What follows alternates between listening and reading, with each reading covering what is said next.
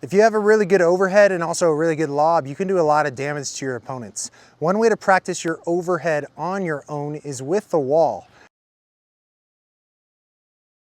Now, when you hit the ball, you don't want it to directly hit the wall because then it won't produce a high shot coming back. But instead, you want that ball to hit the ground first and then hit the wall so that you can keep duplicating that overhead motion.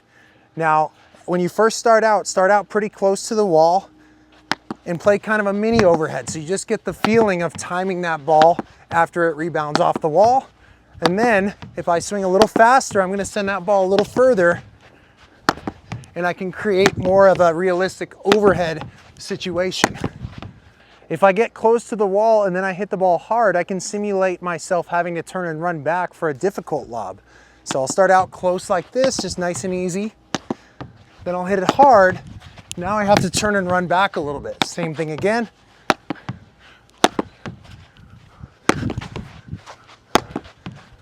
Another great benefit of doing this is it really gets you used to getting on top of the ball and making it go down.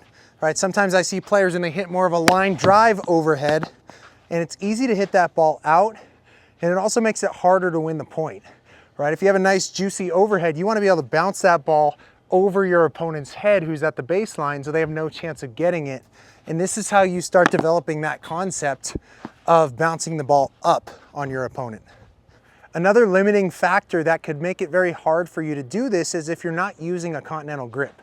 If I use a forehand grip, for example, and my hand is too much behind the paddle, I don't have the ability to make the ball go down. I can't get on top of it very easily. Versus if I rotate to that continental grip, now I'm able to come down on top of the ball and pronate after. And so if you haven't started using a continental grip yet, this is a really good time to practice it because you're not going to let anybody down if you're missing shots, and really just practice the feeling of getting on top of the ball. Notice my paddle actually goes to the outside as I'm hitting the ball. If you're right-handed, same thing. That continental grip is going to allow you to get on top of the ball, and notice my paddle is going to finish to the right afterwards. If I have that forehand grip, I'm really limited. I'm blocking myself from doing that rotation, and this is when I end up hitting those line drive overheads.